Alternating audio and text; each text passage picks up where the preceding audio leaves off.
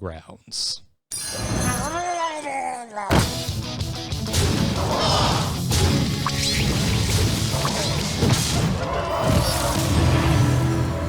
Have a good battle, friend. Well, if we've had a week with some of the cards from Galakrond's Awakening, we've also had a week with a rather sizable Battlegrounds patch, Jocelyn. And yeah, we did. And Tyrion. Joss, I was feeling really good last week. I felt like a boss. I understood everything I needed to understand about Battlegrounds. And then this patch hit. And I'm doing okay, actually. I think I had a bit of a breakthrough the last 2 days, but I have gone nowhere in my rating. I have gone down and back up and down again and then back up. And but I'm really enjoying it. Like it feels surprisingly different. I've kind of, after the show last week, I was talking to some more friends, about Battlegrounds and about the changes. And I was like, I don't think that much changed. I don't think they made that big of an impact. There's still a demon at 1, even though they took a demon away. And yeah, in most cases, I think I'd rather have the Voidwalker to trade with tokens that early in the game. But whatever. Doesn't matter. Still got a demon. You can still do demon things. But, man, like, it has really changed, Joss. I mean, you can still go demons. You can still do demon things. That being said, the demons work out slightly different now. I think because of the new tier 2 demon dropping that imp, you're a lot more kind of tempted and also more likely capable to go the ping demon build with your jugglers as opposed to just big demons. Oh God, I have been so wrecked by those freaking pings on jugglers. Like, they do so much work. I can never seem to get the jugglers in my actual drafts, but you know. Yeah. I that did a lot, I think, because you get that and you're just like, oh, well, I'm getting an extra minion. Why not pick up that soul juggler instead of just chasing the biggest possible demons I can? Or if you don't get the big demon dream, there's one more little tool that helps you out to make that ping demon comp work. So, and on top of that, the new 1 star is 1 health when it starts, and it just dies. Like it's gonna die is what's going to happen there. So things have really changed. And also with Tirion and Millhouse, they have essentially released into the game the best hero in the game and the worst hero in the game. Yeah, it's kind of crazy how polarized these two are. Yes. Tirion, I think, is busted. Like, straight up. I think Tirion is a broken hero. The most we've seen since Bran and Amalgam and specifically Amalgam was still in the game when Bran was here. Like, Bran left and so did Amalgam. And I was kind of like, let's bring Bran back. Let's see how he actually works without Amalgam now. But that hasn't happened, so we don't know. But I really thought Bran was pretty busted back in the day. Which is hilarious because this hasn't been out that long, and I'm using back in the day, right?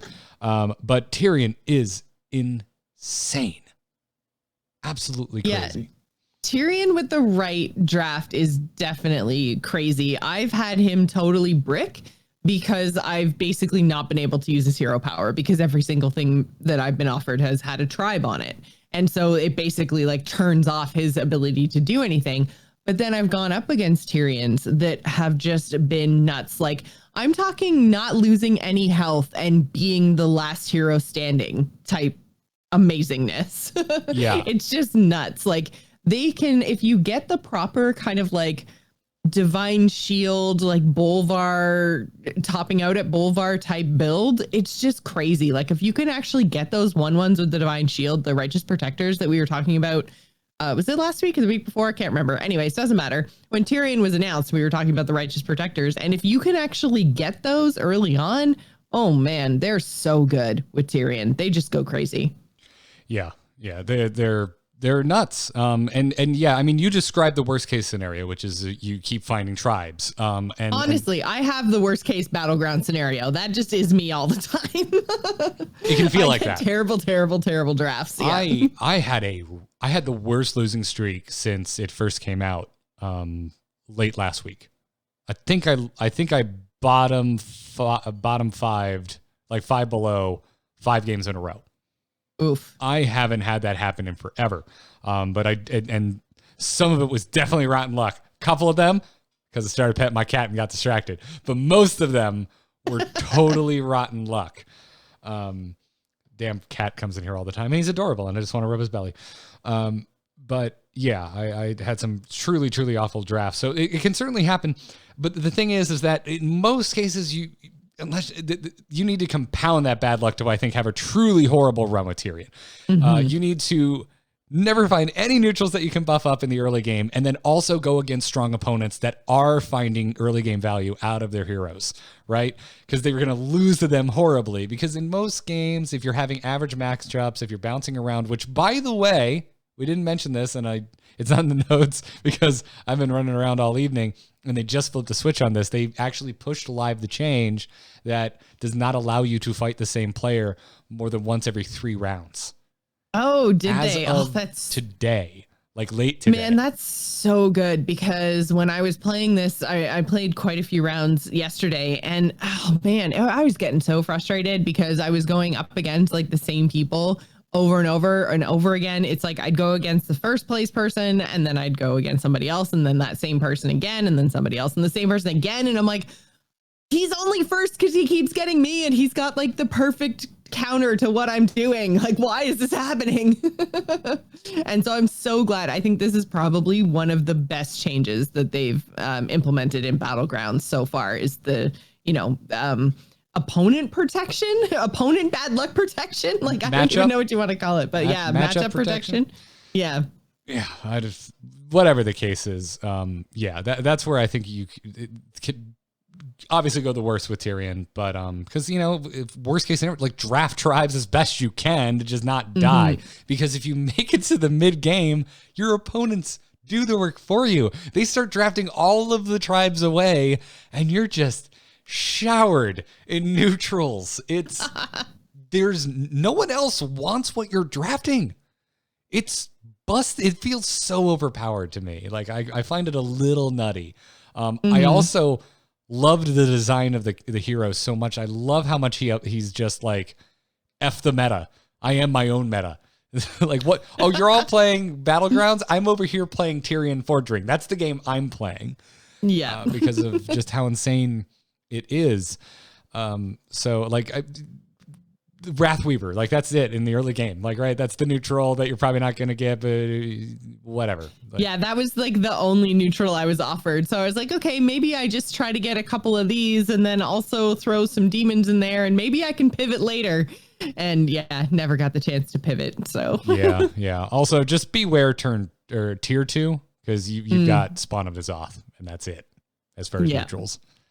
Now that's a damn good tier 2 minion to get. Although if you're buffing it, it's not going to die, and then it's not going to buff your board. And then what's the point of that? Tyrion's mileage is not particularly great with Spawn of N'Zoth. He doesn't feel like an early game kind of hero. I mean, you definitely, like I've already mentioned a few times now, Righteous Protector. But outside of that, like, you kind of want to get out of those first few tiers as fast as you can to try to get ahead and find those things, unless you are able to like grab some triples that help you push over that gap before you can actually afford to buy up your tiers. But he's cool. I wish I got offered him a little bit more often. I think I've only actually had a chance to play him 3 times, which probably is more than Garrett, because I don't think have you seen him once or twice? Still haven't played it. And I played a ton of Battlegrounds. I still haven't seen him. Oh, Garrett, I feel so bad for you. I only had Millhouse offered to me twice, and I didn't take him the second time. But yeah, I haven't gotten Tirion. I'm a little salty about it. I'm a little salty about it. But yeah, no, his early game is binary. You find Righteous Protector, this is the easiest game of Battlegrounds you're going to play. If you don't find it, you're in for a weird, challenging game. Yeah. But you're going to find Righteous Protector. You're going to have a bad time. Yeah, exactly, eventually. But if you find Righteous Protector on turn 1, if you get that double Righteous Protector draft, which any other hero, you're just like, oh, come on, Battlegrounds, why do you hate me? You find it on Tirion, and you're just like, oh, cool, thanks for the win. Good. Just moving on. It's not that. ridiculous, but it certainly feels that way. It feels like it sometimes, yeah. But yeah. HS Replay tweeted out top Battleground heroes that ran from January 14th when this patch hit through January 20th a couple days ago, and Tirion is at the top. We were talking to our buddies over at HS Replay today, and they got us all of the stats and confirmed that, yes, indeed, Millhouse is in 30th place, the last place of all the heroes currently playable in Battlegrounds. Are there really 30 heroes playable? Or was that also including some that were removed because of the way stats work? There's 30 total? Wow. No, I think, right now there's 30. Yeah. That is wild. But yeah, I'm so bottoming glad out. they did this. Bottoming out. I have definitely noticed that having the extra heroes on top of everything that people can pick means that you don't always get the same heroes offered and you don't see a lot of the same lobbies. So I've actually seen a lot more variation in my lobbies. You know, I've seen some Putresides, I've seen some Jiraxises, you know, and it's been much more varied, and I've enjoyed it quite a lot. I mean, obviously you do see like Tyrions, Rafams, and Yogs basically all of the time. I find anyone who sees those is picking them. So yeah, I almost always see those three, but yeah, other than that, it seems to be shaking things up, having those 6 extra, you know, heroes every draft. I've had games without Rafam in them, and that is the highest compliment I can pay the team right now. Like, thank you for going over on the hero limit, because now I'm actually having games without Rafam. I'm having games without I've had Yogg. games without AFK. Oh man, it's so nice. Somebody here gets AFK on 3 a lot on their matchup. Every once in a while. You sound a little personally accosted. She definitely attacks me on her 3rd turn every freaking time. And she's also one that I keep running into every other round. So yeah, lots of very good changes to keep me away from AFK. And I loved her, chat room. I loved her. I love playing her. I hate facing her. Maybe it's not 30, because bottoming out the end, like the lowest heroes, in 20th, 5th place is Gallywix, 26 is George, 27 is Putreside, 28 is Jiraxis, 29 is Finley, who's not in right now, and 30 is Millhouse. So maybe we're at 28. We're definitely over the kind of 24 where we were for quite a while. Yeah, they're not numbered on the actual website, which is what I always look at for heroes. So, and I'm not going to sit here and count them on air, because I didn't do it before the show. But that would be such great radio, Garrett. So I didn't think we were going to get into this conversation about how many heroes there were, and I wasn't prepared. Save your emails. Sorry. Millhouse, I think, is a little, I think he's slightly artificially lower. Like, I don't think Millhouse is great. I don't think he's the worst hero. I don't think we've figured out how to play him yet. I feel like he comes with his whole own economy, right? And you have to think about him differently, and you have to play him differently. And I don't think we've really figured out how that looks yet. And I don't know if you can execute the perfect Millhouse strategy with 7 other players doing their own thing too, right? So I'm not convinced he's the worst. I'm with you there. Yeah, he's definitely not the best. But I don't think he's 30 worthy. Yeah, I would assume a lot of us are just rolling too much, because the reason Millhouse kind of sucks is his roll cost too. Yeah, and I think you kind of need to think about Millhouse more along the lines of a Yogg or a Rat King, where, you know, you're not necessarily trying to re-roll and look for triples all the time, or, you know, trying to build a very, very specific comp in a very specific tribe. I think the key to Millhouse might be playing with that Yogg type random effect and just being okay, whatever I'm handed to me, this is just the pool of minions that I play with. And they may not be the best, but I can get a whole bunch of them and maybe do some cool things that other people can't, because I can buy multiple minions in this turn where other people are stuck. So I think we're just not thinking about him right yet. Yeah. You need to get, I think, a little luckier than average with Millhouse. But there are strengths to this weirdness if you play him, if you get out of the rolling mindset. If you stop thinking about this game as a game where you have to roll to find things because you're trying to execute a very specific strategy, once you get away from that, you're a lot more likely to get significantly more triples with Millhouse because you're just going to be rolling with the punches. So you're going to get triples for minutes you would have never in a million years chased triples for. So you're going to end up discovering cards from a next tier higher, probably a little more often than on average with a hero like Millhouse if you aren't rolling with him constantly. Because if you're rolling with him constantly, you're just going to run out of gold. But yeah. Volduin in the chat room, I'm with them entirely, saying buy a lot, sell a lot of minions. That is Millhouse. Like, just they're not as sacred because they cost one less gold. Buy them. This is also a hero where you're going to keep some in your hand because you're out of board space relatively quickly, and then on the following turn, think of it as like a Basil. Now you've got a bunch of gold in a bank essentially, and so you can buy even more minions, and then once you start assembling some strong pieces, then you can roll a few times because you probably have a little bit of an extra economy over everyone else because of what you're holding in your hand, because you've overbought, because you can. There's some interesting things here. Just the fact that like when you sell your minion and you get 1 gold, that now represents half a minion instead of a third of a minion. Like, that's a big change to the economy of the game. I think there's something there. I think that there's a way to play him properly, and I think that he can be good, or at least medium. Like, I don't think he's Tirion, but I also don't think he's Finley. Yes, and I'm if we're doing like the A, B, C, D, like I don't think he's B, he's probably C, but I think he could potentially be C. Right now, I would really, really take a strong stance and say he's high D instead of low D. But I think he could ascend to C. I think we just need to spend more time. Jocelyn, I haven't wanted to actually log into an extra Hearthstone account in a very long time, but because of Millhouse, I want to spin up one of my EU account or something and just pick Millhouse every time he's offered because I just want to figure this hero out. Somewhere where it doesn't matter. Yeah, where your rank doesn't matter. Yeah, I just want more experience, and I don't want to feel afraid to pick Millhouse. Or I should just stream more because stream will just bully me into picking him every single time. Honestly, I still don't get ladder anxiety in Battlegrounds. It's great. I don't know if I'm having so much fun or if it's the incremental, changes and not the you get a star or you lose a star, like discreteness of the rank and standard. But man, my ladder anxiety, not there. Honestly, it's so much fun. Although, I'm only just over 5,000. So we're nearing the end of the show now. So I would like to get a little Battlegrounds adjacent and kind of talk about Battlegrounds from like a social aspect. I love that when I talk to my friends about Battlegrounds, we are talking about the exact same experience. It's not, oh, you don't play Paladin? What do you play? Oh, you play Warrior. Okay, well, I really do.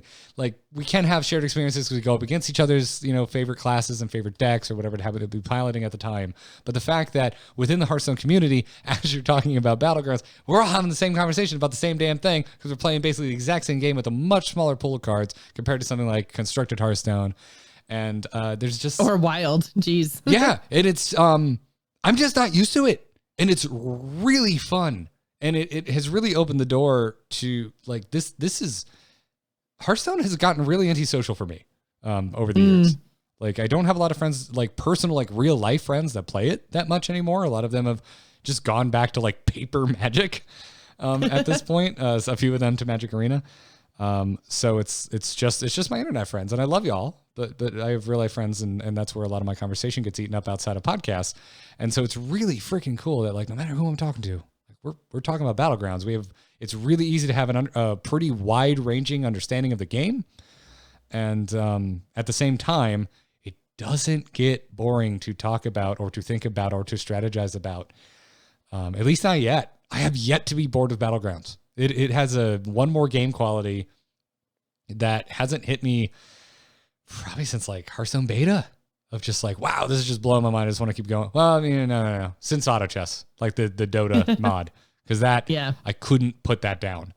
But I can get double the amount of Battlegrounds games in as it took me to play one game of Auto Chess when it first hit. So didn't get into TFT. I can't speak to that, but man, this is it's got its hooks in me bad, and it's not letting up. So big fan of Battlegrounds.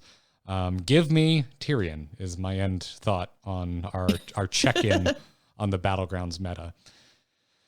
I had my worst Van Cleef game this week. Ooh, it stung. That stung. You get Van Cleef is one that I still haven't actually been offered. Wow, really? I think I've played every other hero now. But yeah, I have never been offered Van Cleef. All right, so you're making me realize that when Van Cleef was first added, I think it almost took me 2 weeks before I saw him. So maybe I'm going to get lucky because now I see Van Cleef all the time. So maybe one more week and I'll just get Tirion maybe every 4 games because that's how I feel as often as I run across Van Cleef. But it's wild. It's only a matter of time, Garrett. It's only a matter of time. It is wild out there. If anyone out there, by the way, I would love some beast drafting coaching. That's where I'm really struggling right now.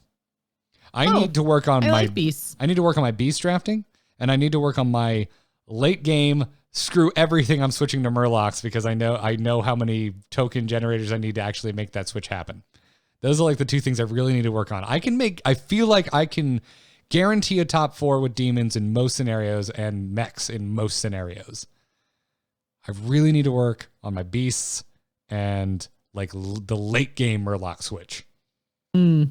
If I get the one big Murloc early, like you find the Cold Light Seers pretty regularly and you actually get some health, that's fine. I can Murloc all day with that. It's the late game switch that I haven't run across it enough times. I haven't actually sat down and done the research to know what I need to make that happen. That's where my brain is right now. And I love that I can make these kind of like laundry lists of like, okay, I know this is where my weakness is in this game, in a drafting game, which is wild. Like because the pool is small enough that you can actually wrap your brain around it. I'm, as you can see, borderline manic about the topic of Battlegrounds. So anyways, it's great. We'll talk more about it next week. But until then, we are now at the end of the show.